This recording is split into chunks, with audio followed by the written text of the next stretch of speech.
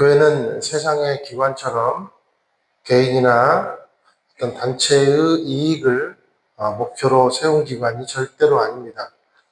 교회는 영리단체도 아닙니다. 알고 계시죠? 그리고 어떤 연구나 또 경험에다가 자본을 덧입혀가지고 만들어낸 그런 기관은 교회가 아닙니다. 그래서 세상의 영리단체입니다. 그렇다면 교회는 뭔가? 그리고 교회와 세상의 기관과 기업과 다른 것은 또 뭔가? 정리해 볼게요. 교회는 하나님의 계획에 의해서 예수님의 희생을 토대로 성령님의 인도와 깨우침을 통해서 초청된 장소가 교회입니다. 다시 한번 말씀드리면 하나님의 계획에 의해서 예수님의 희생을 토대로 성령의 인도와 깨우침을 통해 초청된 장소가 바로 교회다. 그러니까 저와 여러분 한 사람 한 사람이 교회일 수 있겠죠? 이렇게 따지면 저와 여러분이 하나님의 계획 안에 있습니까? 없습니까? 계획 안에 있습니다. 예수께서 저와 여러분을 인해서 희생하셨습니다. 맞죠? 그리고 성령께서는 우리가 예수의 희생에 어떤 가치가 있는지, 그리고 예수님을 영접하면 어떤 우리 삶의 변화가 있는지에서 분명하게 깨우쳐 주셨습니다. 그것이 교회라는 거예요.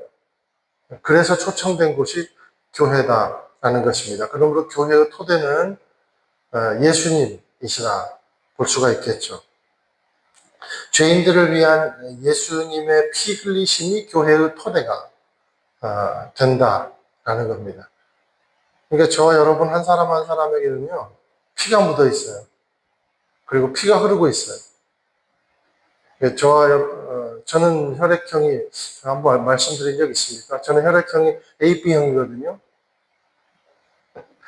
복잡한 혈액형이네, 그러지 마시고. 제 육체적인 혈액형은 AB형이지만, 제 영적 혈액형은 Jesus 블러드 타입. 타입이 있잖아요. 블러드 타입. J 타입이에요. J 타입. 여러분은 여러분의 혈액형, 블러드 타입은 뭐예요? 영적 혈액형, 스피리추얼 타입은 뭐예요? J 타입이다. 저와 여러분에게 한번 좌우에 계신 분들하고 한번 이렇게 선포해 보세요. 당신은 J형이군요. 당신은 J. 여러분, 그런 사람이 우리라는 겁니다. 그러니까 저와 여러분은 예수님의 피 흘림의 토대 위에 서 있는 거예요. 그리고 이 공동체가 예수님의 피 흘림의 토대 위에 지금 서 있는 거예요.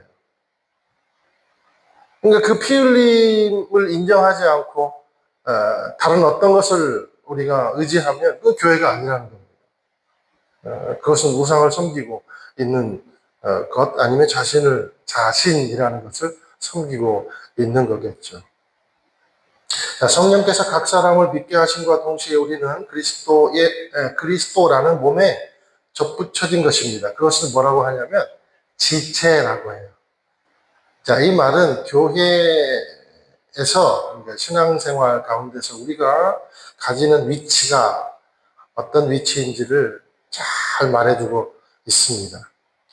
교회에서 우리의 위치는 투자자 위치도 아니고, 오너의 위치도 아니고, 관망자의 위치도 아니고, 리더의 위치도 아니고, 뭡니까? 자녀의 위치라는 거예요. 자녀의 위치다. 그러니까 아무도 머리가 될 수 없습니다. 아무도 머리가 될 수 없어요. 머리는 오직 누구십니까? 예수 그리스도다라는 겁니다. 그래서 우리가 가진 여러 가지 직분들이 있어요. 뭐 목사면 목사 직분, 장로는 장로 직분, 팀장, 권사, 순장, 다락방장, 찬양 인도자, 반주자, 모든 직분은 펑션, 기능이지 포지션이 아니라는, 위치가 아니라는, 위치가. 저도 이렇게 말씀을 전하는 그냥 펑션을 담당하고, 기능을 담당하고 있지, 이 자리가 내가 무슨 어떤 위치에 올라와 있는 게 아니라는 겁니다. 저와 여러분도 마찬가지예요. 항상 인식해야 됩니다. 이것을 인정하지 않을 때 벌어지는 부작용은요, 심각해요. 그러니까 날마다 자신을 쳐서 복종하지 않으면, 날마다 내 위치를 묵상하지 않으면, 그래서 호의가 짙어지면 권리가 되잖아요. 인간은 그래요. 그래서 우리가 이것을 이 겸손을 망각하지 않으면, 자녀됨의 자리를 망각해버리면, 직분이 사유화되고, 권위를 권력으로 생각하고, 투자 장소로 생각하고, 또 어떤 자아 실현의 도구로 전락해버리는 겁니다. 야, 내가 이 기간을 잘 투자해서 더 뭔가 이득을 취해야 되겠다. 뭐 이런 걸로 가버리는 거예요. 그러니까 교육자 세계도 마찬가지입니다. 충성에 그리고 섬김에 불순물이 끼는 거예요. 그러니까 이런 삶은요, 결국 구세주 예수는 존재하는데 주님 되시는 예수는 존재하지 않아요. 여러분, 주님은 누굽니까? 주님. 내 인생의 주인은 예수님이시다는 게 주님이에요. 구세주 예수는 누굽니까? 나를 구원해 주신 분이 예수님이라는 거예요. 그런데 우리를 구원만 하시고 끝난 존재, 우리의 삶에는 필요할 때만 나타나는 그런 구세주 존재, 그런 존재가 우리의 각인이 되고 우리의 삶을 통치하시고 주관하시는 주님이 되시는 예수를 망각해버린다는 겁니다. 저와 여러분의 신앙이 구세주 예수님만 존재하는 것이 아니라 내 생애의 주관자가 되시고 나의 인생의 통치자와 주관자 되시는 주님 되시는 예수가 존재하는 인생이 되기를 주님의 이름으로 축원드립니다. 사역할 때는요, 반드시 이게 필요해요. 근데 고린도 교회가 지금 이 사실을 완전히 망각하는 겁니다. 그러니까 도입되는 게 고작 당파 시스템 도입되고 학연, 혈연, 지연, 의리, 기득권. 그래서 결국은 6절의 말씀처럼 분파가 생겨나게 된 거예요. 그래서 바울은 이러한 인식을 깨닫고 그래서 자기 자신에게 붙은 이 망령되고 벌레 같은 포지션을 고린도 교인들 앞에 내다 던지면서 이렇게 말을 합니다. 4절 한번 읽어보실게요. 시작. 여러분 가운데 어떤 사람은 나는 바울파다, 어떤 사람은 나는 아볼로파다 라고 한다면 여러분은 육에 속한 사람들이 아닙니까? 한마디로 말하면 그리스도가 주인이 되는 그 삶과 믿음은 어디다 다 도매금으로 팔아 넘겼습니까? 라는 말입니다. 자신은 불구자, 우상 숭배자가 되기 싫다는 거예요. 나는 급하여서 제발 빼달라는 거예요.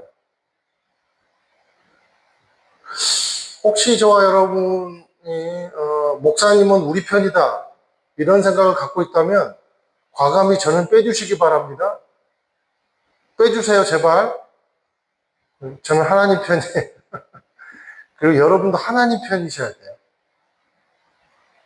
오직 그분과 서야 됩니다. 목사와 서면 안 돼요. 나를 좋아해주는 어떤 사람과 서면 안 돼요. 예수님과 서 있어야 하는 거죠. 그래야만 서로 존중할 수 있어요. 이 사람이 내 사람이고 이 사람이 내가 함부로 할 수 있는 사람이라고 생각하면요. 그러니까 이게 파예요, 이게 파. 그런 거 되면 안 됩니다.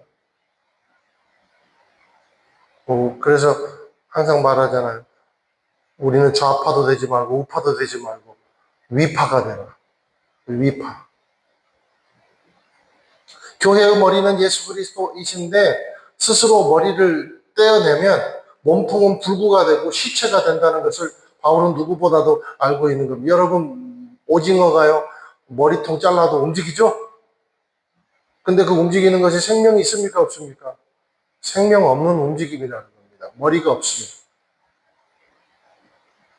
그러면서 농부가 추수하기까지 어떤 과정을 거치는지 예로 들면서 이 4절에 있는 논란을 종식시킵니다. 이렇게 종식시켜요. 6절에서 7절 한번 읽으실게요. 시작.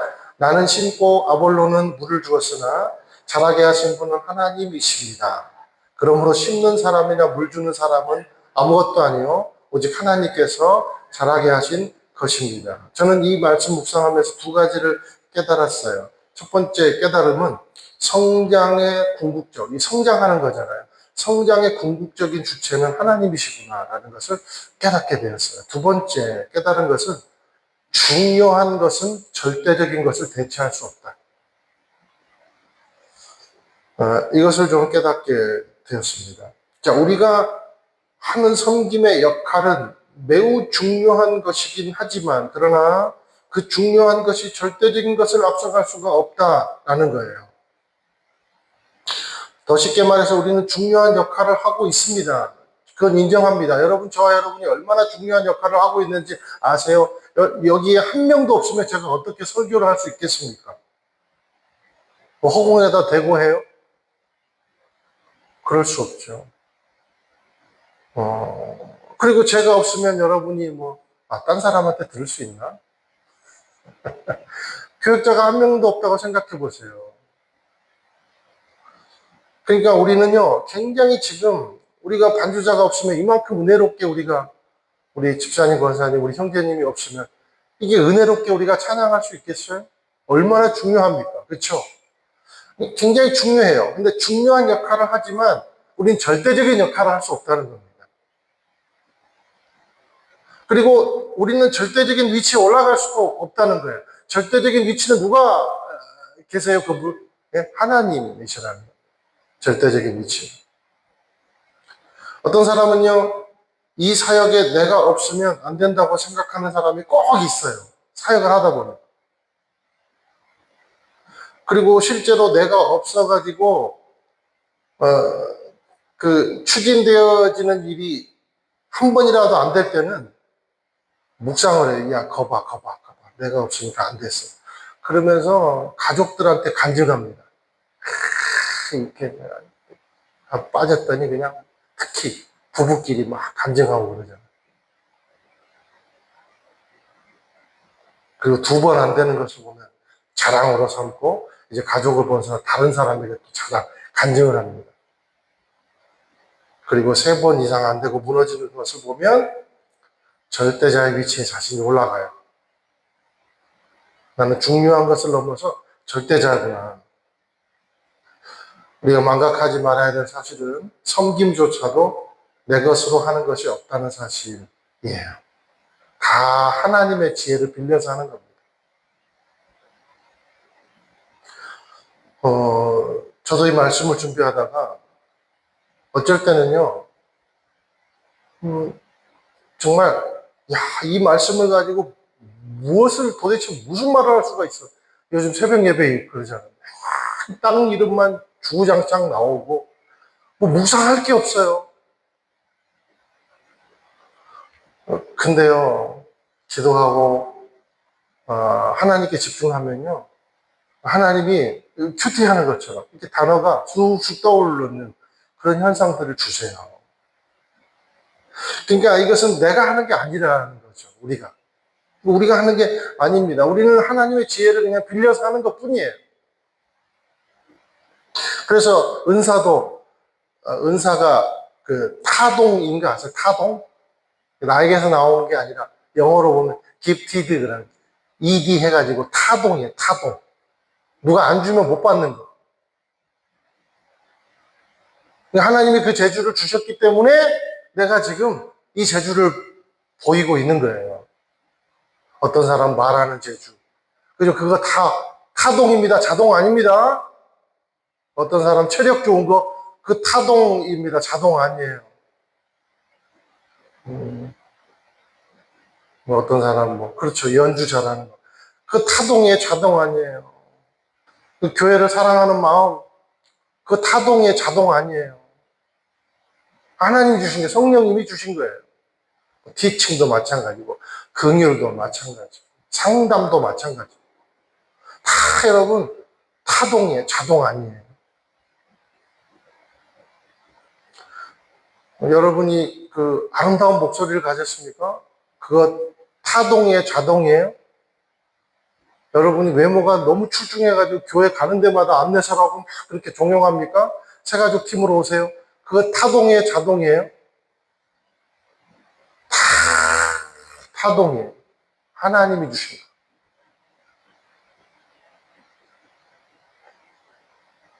어부도 하나님이 바다에 물고기를 풀어놔야 잡는 것입니다.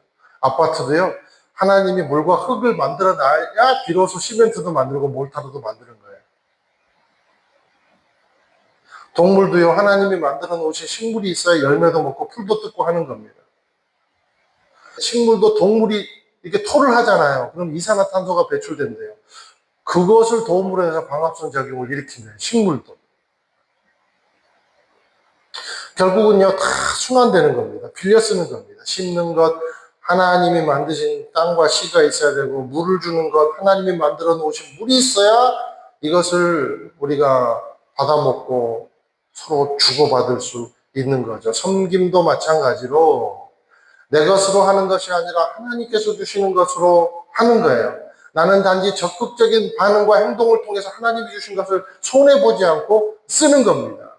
그러므로 여러분, 우리가 하나님이 주신 것을 손해보지 않고 쓰는 인생이 돼야 돼요. 묵혀두지 말고 한 달란트 받은 사람처럼 무엇이든지. 그러면요, 하나님께 적극적으로 쓰임받는 사람이 되는 거예요. 하나님이 그 사람 움직이는 사람이 되는 겁니다. 그 안에서. 여러분, 자신감을 갖게 되기를 축원드려요. 아, 나는 이거 너무 자신 없어요. 여러분, 그런 말 하지 마세요.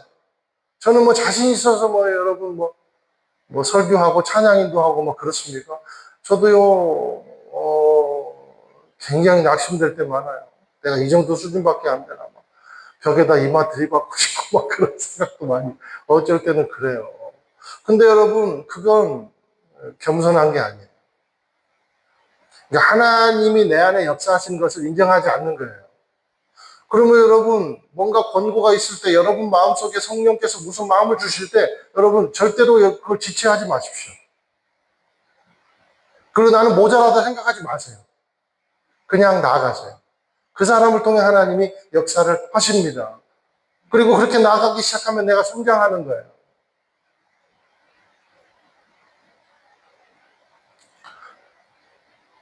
여러분, 우리가 마가복음 6장 한번 26, 29절 한번 또 읽어보실까요? 시작. 또 이르실 때 하나님의 나라는 사람이 씨를 땅에 뿌린 것 같으니 그가 밤낮 자고 깨고 하는 중에 씨가 나서 자라되 어떻게 그리 되는지 알지 못하느니라. 땅이 스스로 열매를 맺되 처음에 싹이요, 다음엔 이삭이요, 그 다음엔 이삭의 충실한 곡식이라. 열매가 익으면 곧 낫을 대나니 이는 추수 때가 이르렀습니다. 결국 우리가 적극적으로 행동하고 움직이고 여러 가지 봉사를 하고 섬기는 거지만 진짜 성장은 언제 일어나는가? 우리가 뭔가 할 수 없을 때 일어난다. 우리가 생산활동을 멈춘 그 취침의 시간, 그 공백에서 일어난다는 거예요. 그러니까 우리가 뭔가를 할 수 없을 때 누가 일해요? 하나님이 일하신다는 거죠. 여러분, 365일 밤낮 그냥 내가 몸 건강하게 여기겠다고 막 인삼, 산삼 먹고 잠도 안 자고 운동해 보세요. 그럼 몇 년 안 가서 죽어요. 근데 성장은 언제 일어나냐? 꼬박 8시간 이상 잠 잘 잘 때. 그때 성장이 일어난다는 겁니다. 그러니까 내가 뿌려놓은 그 씨앗을 멧돼지로부터 비바람으로부터 병충해로부터 가뭄으로부터 보호해주고 성장시켜주시는 그분은 결국 하나님이시라는 겁니다. 그러니까 하나님이 나 몰라라 하시면 끝나는 거예요. 끝나는 거예요.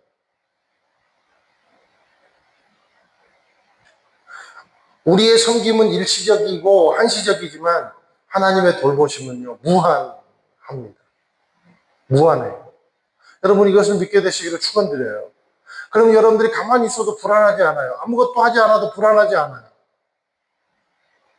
병들어도 불안하지 않고 낙심해도 불안하지 않아요. 하나님의 돌보심은 무한하시기 때문에. 아볼로는요, 나중에 바울이 고린도 교회에 도착해서 복음을 전하는 이것을 도와준 인물입니다. 그런데 아볼로가 평생 바울하고 함께 합니까? 그렇지 않죠? 바울이라는 사람도 순회 선교자예요. 고린도에 머문 기간은 고작 2년밖에 안 돼요. 그러니까 우리의 섬김은 일시적일지라도 그것을 통해서 하나님은 계속적인 역사를 하신다는 겁니다. 그래서 우리가 지경을 밟거나 신방을 가거나 그리고 기도를 하거나 그리고 지금 예배를 한 사람 한 사람이 자기 자리에서 예배를 심는 이 과정은 굉장히 중요해요. 저는 아픈 이들 신방 갈 때마다 꼭 이렇게 기도해요. 하나님, 우리가 이곳 가운데 기도를 심고 우리는 가지만 하나님의 성령께서 역사해 주셔서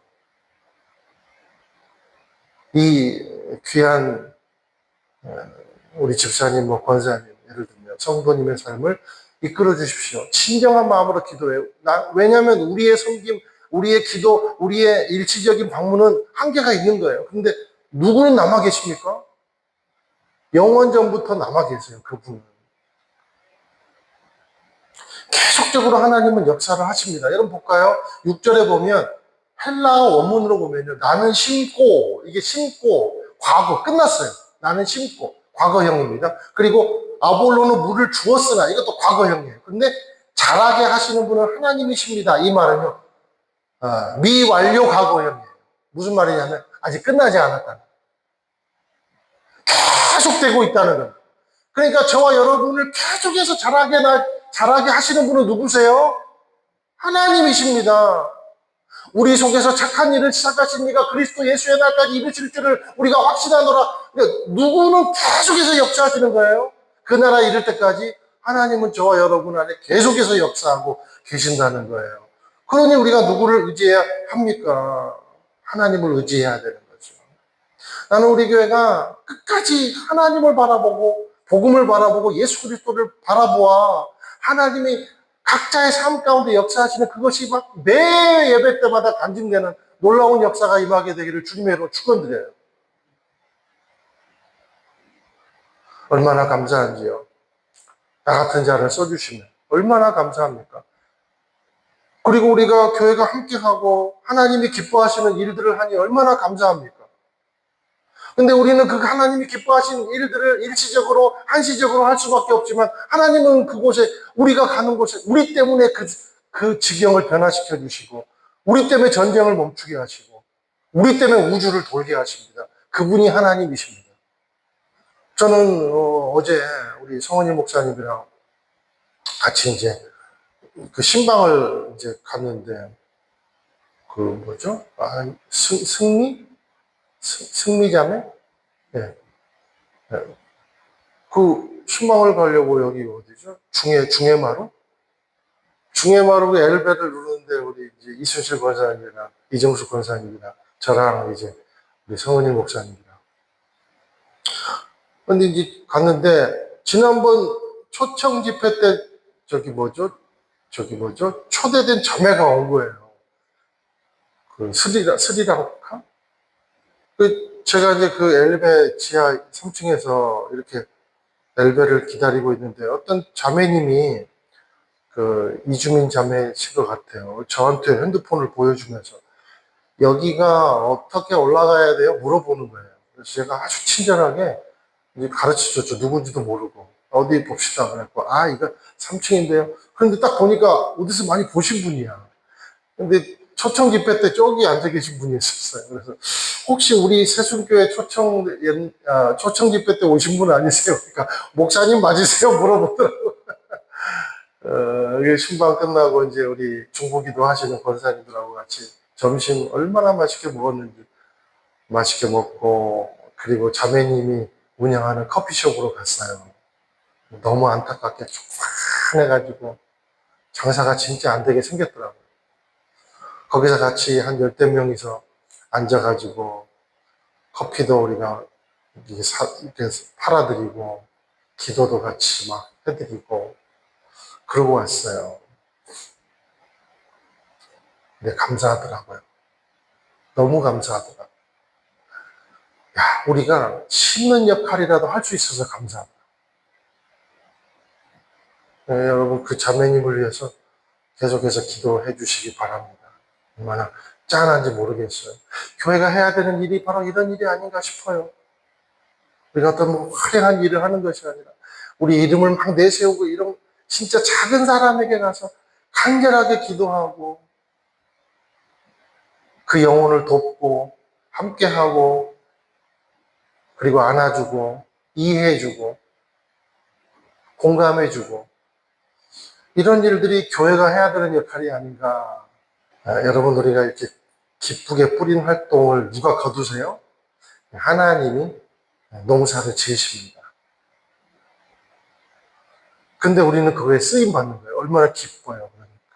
그런데 여러분 그 주체가 누구예요? 내가 아니에요. 하나님이시라는 거예요.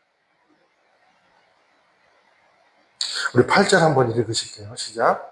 심는 사람과 물을 주는 사람은 하나이며 각각 자기의 수고한 대로 자기의 상을 받을 것입니다. 자, 심는 사람과 물을 주는 사람은 결국 하나의 목적이 있는데 여기서는 뭐냐면 복음이에요. 복음. 복음. 하나님이 원하시는 것. 우리는 그 목적을 위해서 협력하는 것이고 그러한 겸손한 협력이 있을 때 하나님은 각자에게 한 사람 한 사람에게 상을 주신다는 겁니다. 우리가 복음에 집중해서 섬기고 우리가 복음에 집중해서 우리의 삶을 주님 앞에 내어드릴 때 하나님은 그 각자에게 상을 주신다는 거예요. 저 여러분이 순도 정말 그래요. 우리가 뭐 100%는 갈 수 없지만 순도 99%의 마음, 순전한 마음을 가지고 교회를 섬기고 성도를 섬기고 그렇게 나아갈 때 복음을 위해 나아갈 때 사랑하는 여러분 각자 한 사람 한 사람에게 상이 있을 줄로 믿습니다. 상을 기대하시기를 주님의 이름으로 축원드립니다. 상이 목적이 되진 않겠지만 그러나 결과는 될 수 있어요. 결과는 될 수 있어요. 그것이 빌립보서 2장 지난주 말씀이었지 않습니까? 그렇죠? 하나님은요 순전히 섬기는 사람에게 반드시 상을 주세요. 복음의 마음을 가지고 예수님의 마음으로 섬기는 귀한 공동체와 개인에 하나님은 상을 예비해 놓으십니다.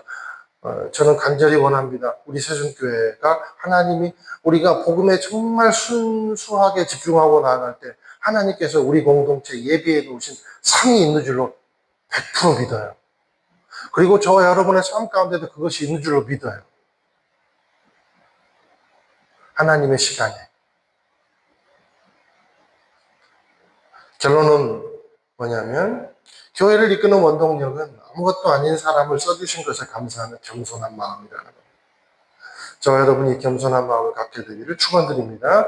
바울의 겸손함이 저와 여러분의 겸손이 되기를 주님의 이름으로 축원드립니다. 섬기다가 짜증내지 말고 섬기다 화내지 마세요.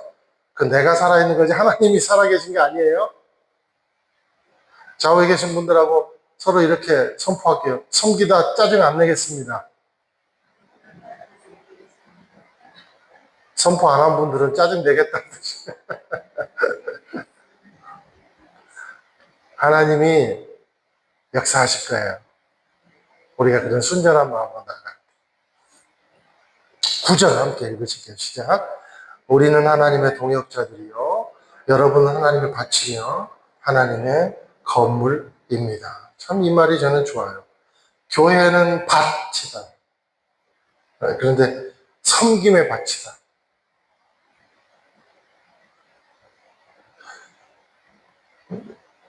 여러분 은퇴하면 빨리 늙는데요.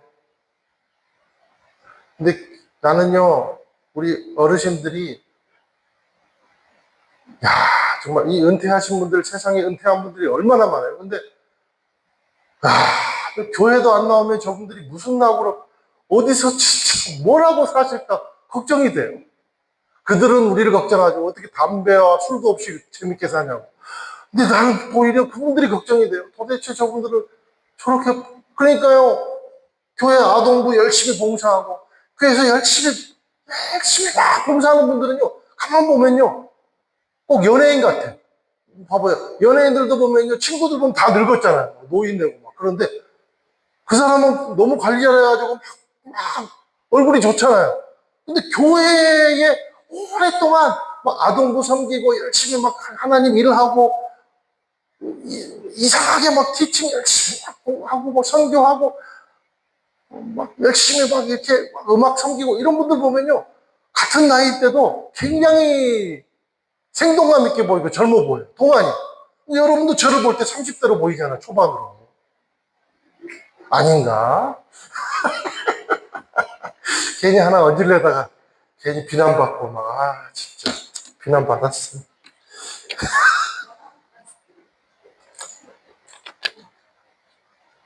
교회는 섬김의 밭이다. 얼마나 감사합니까? 교회 없이 어떻게 무슨 재미로 살아요? 60 넘어서. 어제 모 권사님이 주일날 해외에 갔다가 오셔가지고, 한 주 교회 빠지니까 목사님 정말 미치겠더라고요. 교회 오고 싶어가지고. 그러더라고요.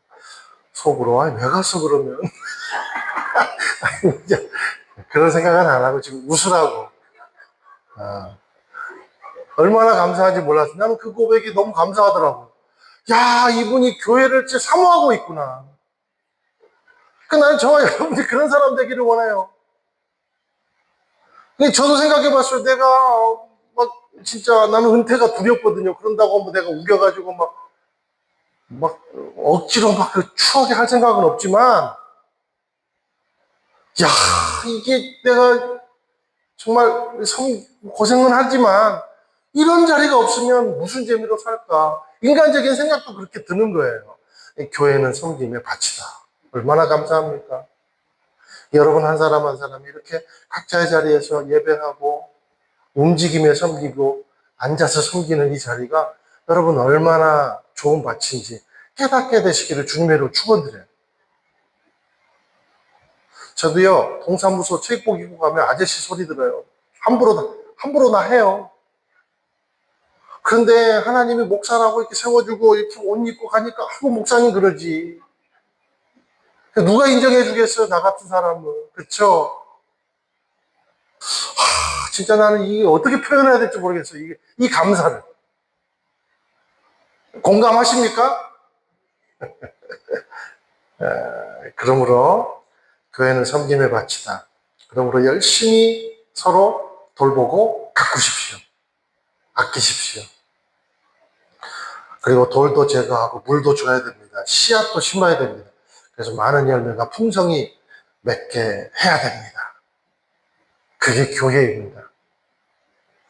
저와 여러분이 그런 영성 있는 농부가 되시기를 주님의 이름으로 축원드립니다. 주님의 파트너. 또 말씀 보니까 하나님의 건물이래요. 하나님의 건물이다. 섬김이 최적화된 것, 사람을 세우는 것, 서로를 세워주고 지지해주고 함께 하는 힘, 우리의 힘이 만나서 단단하고 멋진 천국이 지어지는 거예요. 그런 상상하면 얼마나 좋아요, 그렇죠? 우리 한 사람 한 사람 섬김이 만나서 단단하고 멋진 천국이 지어져 간다. 우린 좋은 카페만 만나도 입이 벌어지잖아요. 사랑하는 여러분, 하나님의 교회를 보면서 입이 벌어지시기를 바랍니다. 너무 좋다. 너무 감사하다. 오늘 많이 좌우에 계신 분들하고 선포하라고 마지막으로 한 번 더 선포합시다. 당신이 있어서 너무 좋습니다. 이렇게 한번 해보세요. 우리 서로에게 한번 격려의 박수 한번 합시다. 할렐루야. 얼마나 감사한지. 하나님의 밭에서 보세요. 하나님의 밭이면 하나님의 건물입니다. 어디가요? 교회가. 하나님의 밭에서 하나님이라는 농부를 만나니 밭은 그런 축복이 없는 거예요. 또 하나님의 건물에서 하나님이라는 건축가를 만나니 건물은 그런 축복이 없는 거예요. 이게 교회입니다. 우리는 하나님의 일을 위해 교회를 세우고 공동체를 세우고 예배를 새롭게 하는 귀한 하나님의 동역자인 줄로 믿습니다.